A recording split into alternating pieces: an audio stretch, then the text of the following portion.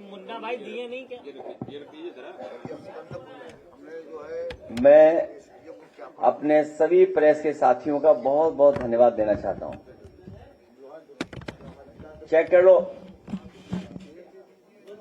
ठीक है, वेट कर रहे हैं, ठीक, कोई बात नहीं।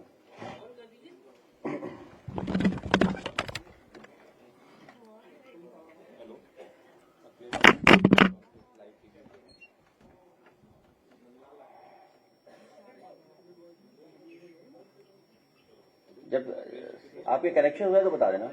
हो गया, ठीक है। मैं सबसे पहले अपने प्रेस के साथियों का बहुत बहुत धन्यवाद और आभार प्रकट करना चाहता हूं कि कम समय के अंदर आप सब लोगों से मुलाकात हो रही है। पिछली प्रेस कॉन्फ्रेंस में फॉर्म 7 को लेकर के हम लोगों ने कुछ सवाल उठाए थे और सरकार ने कुछ एजेंसीज हायर की हुई हैं जो प्रोफेशनल लोग हैं, उनके दिल्ली, लखनऊ, देश के अन्य जगह पर बैठे हुए हैं और उनके पास पूरा का पूरा डेटा वोटर लिस्ट का है और वोटर लिस्ट के माध्यम से वो आइडेंटिफाई करते हैं और उन बूथों को आइडेंटिफाई करते हैं जिसपे समाजवादी पार्टी चुनाव जीती है। वहीं पर फॉर्म 7 बाकायदा भर करके, प्रिंट कर करके भेजे जा रहे हैं और कई जगह हंगामा हुआ है। कई जगह की जानकारी हमारे प्रेस के माध्यम से, यूट्यूबर्स के माध्यम से और कई बहादुर पत्रकारों के माध्यम से हम लोगों को जानकारी मिली है। और जिस समय हम लोगों ने यहां से आपत्ति दी, शिकायतें की और जब अपील की यूट्यूबर्स से और पत्रकार साथियों से, तो बहुत सारे पत्रकार साथियों ने जिम्मेदारी निभाते हुए जमीन पर, ग्राउंड पे जाकर के क्या भारतीय जनता पार्टी चुनाव आयोग से मिलकर के गड़बड़ियां कर रही है, वो जनता तक पहुंचाने का काम किया। अभी तक तो एसआईआर के माध्यम से बिहार का चुनाव उन्होंने जीत लिया। एसआईआर की बड़ी भूमिका थी माहौल बिगाड़ने के लिए, दबाव बनाने के लिए, मनोबल गिराने के लिए। बिहार के चुनाव को जीत लिया भारतीय जनता पार्टी ने। वेस्ट बंगाल में भी यही कोशिश कर रहे हैं एसआईआर को लेकर के। वहां की सरकार लगातार, वहां की मुख्यमंत्री लगातार इस बात को कह रहे हैं कि चुनाव आयोग भारतीय जनता पार्टी का आयोग बन गया है और उन्हें मजबूरी में भारतीय जनता पार्टी के काली करतूतों के खिलाफ काला कोट पहनना पड़ा और सुप्रीम कोर्ट में खड़ा होना पड़ा कि किस तरीके से भेदभाव, किस तरीके से election commission Bharatiya Janata party का सहयोगी दल बन गया। और यहां तक पिछले बाई इलेक्शन में और इधर जो देखने को मिला है, लगता तो यह कि भारतीय जनता पार्टी का झंडा आयोग को लगा लेना चाहिए। जो फॉर्म 7 भरे गए, जिसमें 2 नामों को हम लोगों ने आइडेंटिफाई किया। वैसे तो बहुत सारे समाजवादी पार्टी को समय समय पर संगठन ने, हमारे पीडीए प्रहरी लोगों ने और जिम्मेदार नेता कार्यकर्ताओं ने हमें दिए फॉर्म, जो फॉर्म पहले से भरे हुए थे, बड़ी संख्या में फॉर्म। द्वापर और त्रेता के जो लोग हैं उनसे हमें बड़ी मदद मिल गई, दशरथ और नंदलाल। द्वापर, त्रेता, सनातनियों के खिलाफ दशरथ, उनकी बात सामने आ गई और आज हमारे साथ नंदलाल हैं। मुझे खुशी है कि बहादुर नंदलाल हमारे साथ खड़े हैं। जो नंदलाल हमारे साथ खड़े हैं, ये वही नंदलाल हैं जिनके भारतीय जनता पार्टी ने दस्तखत कराए थे फॉर्म 7 में। फॉर्म 7 जो इनका भरवाया था नंदलाल का, फॉर्म 7, ये नंदलाल अंगूठा मारते हैं और भारतीय जनता पार्टी ने इनके दस्तखत किए हैं। सोचिए दस्तखत में कौन कौन सी धाराएं लगती है अगर किसी के फर्जी दस्तखत कर दो आप, फोर्जरी 420। और पहले से चुनाव आयोग के नियम है, धारा 31, धारा 32, 31, 32, 31 भी लागू। आइए आगे से खड़े जाओ। ये नंदलाल हैं। मैं अगर नंदलाल से कहूं, क्योंकि मुझे 1 लाख रुपए इनाम देने थे आपको, आप इस प्राइज से वंचित रह गए, आप प्राइज ही नहीं मिला आपको। वही प्राइज जो आपको देना था मुझे, वही प्राइज मैंने इनको दिया। 1 लाख रुपए हम लोग इनकी बहादुरी के लिए और इन्होंने जो लोकतंत्र बचाया उसके लिए और जो सच्चाई हम लोगों के लिए सामने लाए। अब भारतीय जनता पार्टी के लोग पीछे पड़े हुए थे इनके। मैं 1 लाख रुपए और इनके मंदिर निर्माण जो कर रही है, ये बहुत ही धार्मिक व्यक्ति हैं, देवी के प्रति इन्हें प्रति बहुत लगाव है। अपने गांव में ही, अपने घर पर ही मंदिर का निर्माण कर रहे हैं दुर्गा मां का। तो हम समाजवादी लोग इनके मंदिर को बनाने में भी पूरा सहयोग करेंगे, क्योंकि देवी की वजह से ही आज इनमें इतनी बहादुरी, साहस आया है और उन्हीं की वजह से आज भारतीय जनता पार्टी पकड़ी गई है बेईमानी करते हुए। ठीक, ये लोकतंत्र बचाने वाले प्रहरी हैं हमारे पीडीए प्रहरी, पूर्व विधायक अरुण वर्मा और इनके तमाम सहयोगी साथियों जिनका नाम मैं नहीं ले सकता हूं। उनके प्रयासों से आज नंदलाल हमारे आपके सामने हैं। भारत निर्वाचन आयोग का नियम है, यदि कोई व्यक्ति मतदाता सूची से नाम कटवाने के लिए फॉल्स लिखित कथन करता है अथवा कोई व्यक्ति किसी दूसरे व्यक्ति की ओर से ऐसे आवेदन प्रस्तुत करता है किसी विरुद्ध लोक जो 31 है, धारा 31, 32 के तहत एफआईआर दर्ज कराई जाएगी। तो अब हमें उम्मीद है कि भारतीय जनता पार्टी की सरकार भारतीय जनता पार्टी के नेताओं पर एफआईआर दर्ज कराएगी और इसकी आगे कार्रवाई करेंगे। हम अपने विधायकों से कहेंगे, क्योंकि बड़ी संख्या में विधायकों के पास जानकारी मिल रही है, वो जमीन पर हैं। विधायक सैजुल इस्लाम, उनके क्षेत्र में भी फॉल्स इंफॉर्मेशन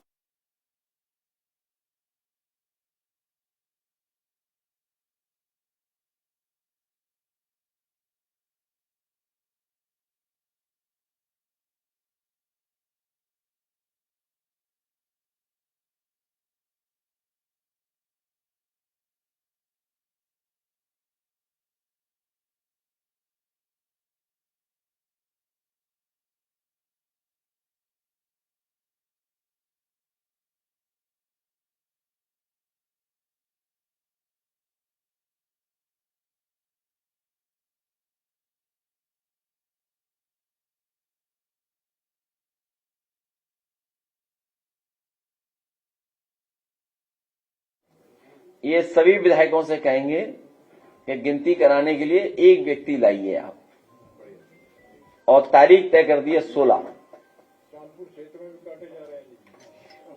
खड़े हो जाओ आप योगी जी से सुंदर हो, तब भी वोट काट दे रहे हैं योगी जी आपके। मैं एसडीएम को कह दिया जी, अगर किसी का वोट काटा है आपने तो कमस्ती आपके आ जाएगी। आप बताइए, हमारे जो पार्टी के योगी हैं।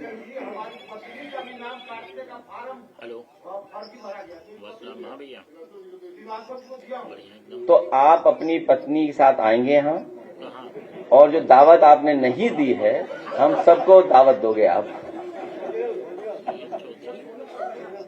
अध्यक्ष जी बताइए ना, ठीक है, दावत होगी, बैठिए पार्टी कार्यालय में 16 तारीख को वो दावत होगी हमारे विधायक जी रिजवी साहब की तरफ से। तो कौन था नाम? हालांकि रिजवी साहब बहुत कंजूस हैं। अब पूरी बात खोल दूं? हाँ ठीक है, नहीं होगा, खाना होगा उस दिन 16 तारीख को। हाँ, नंबर क्या था गाड़ी का भेजो। तो पत्नी जब आएंगी तो उनकी तस्वीर अपने आप खींच देंगे वो। एक विधायक बताइए, रिजवी इतने सीनियर हमारे, इनकी पत्नी का भी वोट काट दिया, आया भी नहीं हो, कुछ कारण है। तो सोचिए, जब आप डिजिटल इंडिया की बात कर रहे हो, आप विकसित भारत की बात कर रहे हो, पूरा भारत का बजट आपने मल्टीनेशनल कंपनियां 5% लोगों के लिए बनाया हो, पूरा का पूरा अमेरिका को कैसे साथ देंगे, यूरोप को कैसे आगे कारोबार बढ़ाएंगे, या अन्य देशों में जो चीजें उनको उनके लिए बजट बना रहे हो आप। दिन भर आप डिजिटल इंडिया, दिन भर आप स्किल, दिन भर आप डिजिटल इंफ्रास्ट्रक्चर की बात करते हैं। उसके बाद जो आपने सिस्टम लगाया, जो व्यवस्था बनाई है, जो इलेक्शन कमीशन को कंपनियां हायर की हैं, किसका ऐप है, किसका सॉफ्टवेयर है, कौन मैपिंग कर रहा है, कौन अनमैपिंग कर रहा है, आखिरकार उनकी बैक ऑफिस कौन मदद कर रहा है। कोई तो है जो बैक ऑफिस में भारतीय जनता पार्टी के सारे पे काम कर रहा है। उसी के कारण तो फॉर्म 7 आ रहे हैं। इसलिए हमारी मांग है, जो हमारे नंदलाल जी हम लोग सामने ले आए, 16 को और लोग लेके आएंगे, फॉर्म 7 भरवाना बंद करे चुनाव आयोग को। क्योंकि जब आपने पूरी एक्सरसाइज कर ली SIR की, तो फॉर्म 7 तो बंद होना चाहिए, फॉर्म 6 होना चाहिए केवल। फॉर्म 7 की कार्रवाई तुरंत निरस्त करनी चाहिए उन्हें। और हमारे विधायक लोग पूरी तैयारी के साथ सरकार को घेरेंगे, भ्रष्टाचार पर, महंगाई पर, किसानों के सवाल पर, नौजवानों के सवाल पर, महिलाओं की सुरक्षा को लेकर के, या अन्य जिस तरह की घटनाएं सुनने को मिल रही हैं। अपराधी जेल से भाग जा रहे हैं, और जो भागे हैं उनका सहयोग करने वाले बड़े बड़े अधिकारी होंगे। बिना बड़े अधिकारियों के कोई भाग नहीं सकता। और ये भगाए इसलिए जा रहे हैं क्योंकि दिन कम बचे हैं, सरकार का आखिरी बजट है। सब अपने अपने स्थान सेट कर रहे हैं। सुनने में आया है कि ऐसा भगाया, एस्कॉर्ट किया और सीधा नेपाल बॉर्डर क्रॉस किया, हवाई जहाज में बैठाया, विदेश भेज दिया। कोडीन, सिरप, वो तो चल ही रहा है। इन्हीं के लोग निकल रहे हैं, इन्हीं के लोग शामिल मिल रहे हैं उसमें, बड़े पैमाने पे इन्हीं के लोग शामिल हो रहे हैं। रियल एस्टेट वैल्यू बढ़ा ली इन्होंने। और जिस सरकार से कोई उम्मीद न रही हो, या जिस सरकार ने जनता को पिछले इतने वर्षों में निराश किया हो, उसके आखिरी बजट से क्या उम्मीद होगी हम सबको। इनको किसी की फिक्र नहीं है, ना किसान की, ना गरीब की, किसी की फिक्र नहीं है। और फिक्र होती तो इतनी महंगाई बढ़ती, इतना सोना महंगा हो जाता। ये हमारे विधायक या हम सब लोग जानते हैं, गरीब परिवार आज शादी नहीं करा सकता, इतना महंगा है हर सामान। सोना तो भूल जाइए। ये तो ऐसी स्थिति पैदा कर देंगे कि लोहे पर पीतल भी करोगे तब भी नहीं आप ले पाओगे।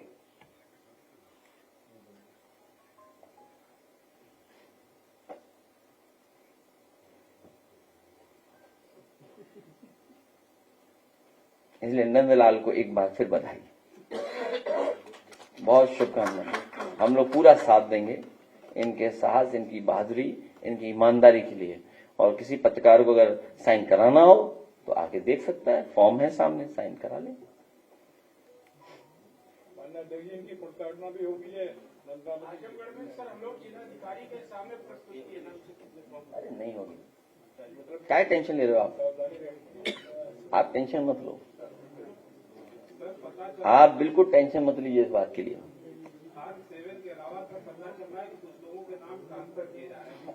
वो जानकारी लेंगे समय समय पर। देखिए, बहुत मोटी मोटी बात है, भारतीय जनता पार्टी की हर काली करतूत पकड़ी जा रही है, हर बेईमानी पकड़ी जा रही है। आखिर सरकार ईमानदार क्यों नहीं है? आयोग ईमानदार क्यों नहीं है?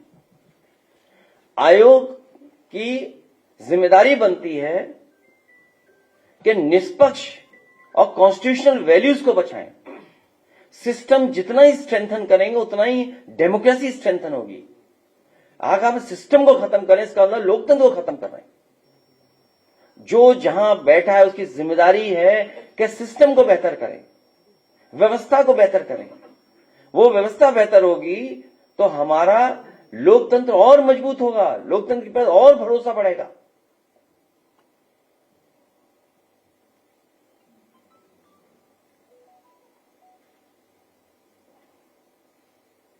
कई बीएलओज के भी बयान सामने आ रहे हैं, उनका ये दावा है कि दबाव बनाया जा रहा है उन पर कि और बढ़ाए जाएं।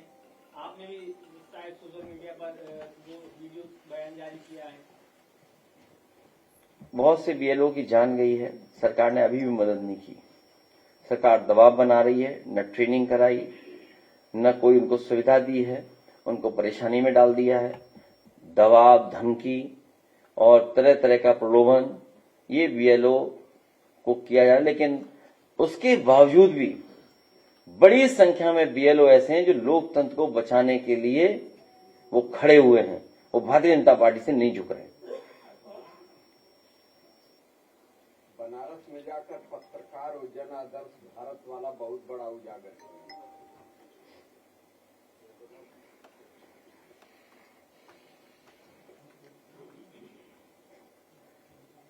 हमारे पत्रकार भाइयों, आप भी प्रहरी बन जाओ लोकतंत्र के।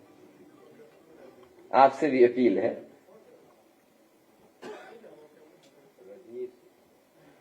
अब बीजेपी वाले व्हाट्सएप में भी चले गए, चैनलों में तो थे ही, व्हाट्सएप पे भी आ गए, अंदर अंदर पत्रकारों के व्हाट्सएप पे आ गए। सर, कई जगह पे सोशल मीडिया पे कि आप 2027 का सफर इस बार नोएडा से शुरू करने वाले हैं। अभी केवल फॉर्म 7, फॉर्म 6 बीएलओ और ये नंदलाल जी का फॉर्म है, ये जिसमें उनके दस्तखत हैं, ये दस्तखत नहीं कर पाते हैं, ये अंगूठा मारते हैं।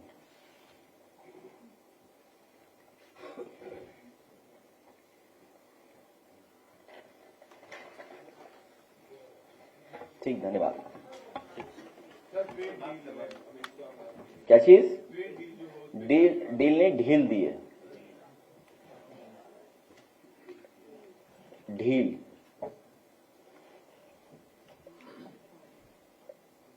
WTO के बाद बड़े पैमाने पर बाजार खोल दिया गया है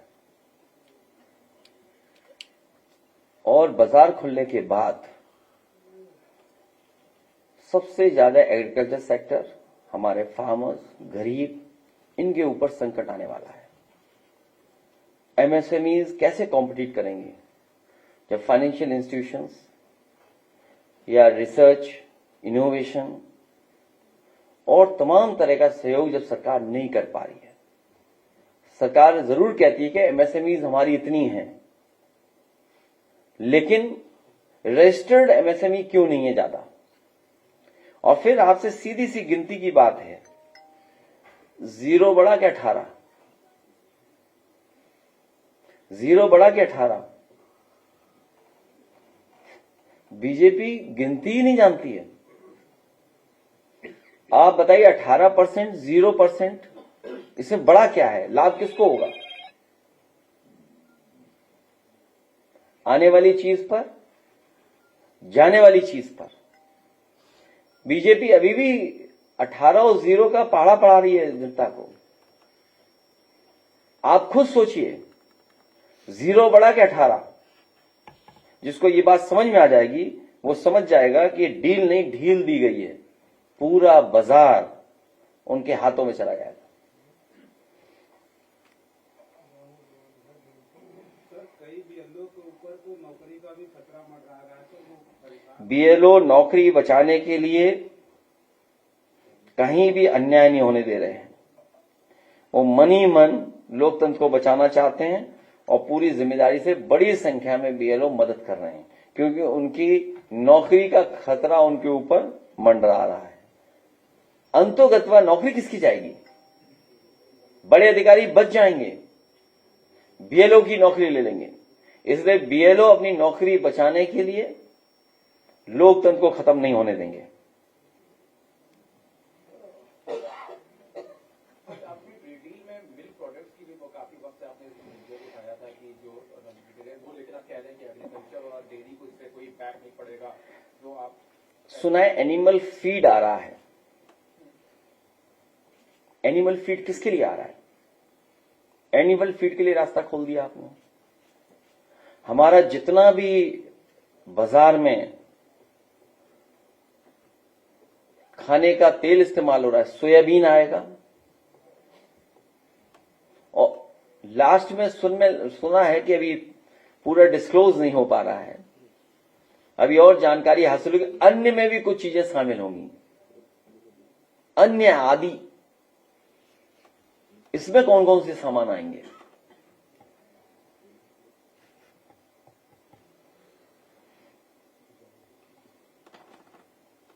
क्या फॉर्म 7 का मिसयूज हो रहा है, जो आपने कहा कि फॉर्म 7 बंद कर दिया जाना चाहिए? आप ऐसा आओ, नंदलाल की दस्तखत करा लो। आप आओ, दस्तखत करा लो नंदलाल की, और ये नंदलाल का फॉर्म है, और नंदलाल ये खड़े, हम यहां खड़े, जानबूझ करके मुस्लिम मतदाताओं का वोट काटना। नागरिकता अगर है आपकी भारत की, तो आप वोट डालने वाले अधिकार है आपके पास, वोट का अधिकार है। इसीलिए कई बार का ये एसआईआर नहीं, एनआरसी था। ये रहे नंदलाल और ये रहा इनका फॉर्म। इसके बाद और क्या सबूत चाहिए आपको? आयोग बताए, सरकार बताए। ठीक, बहुत धन्यवाद।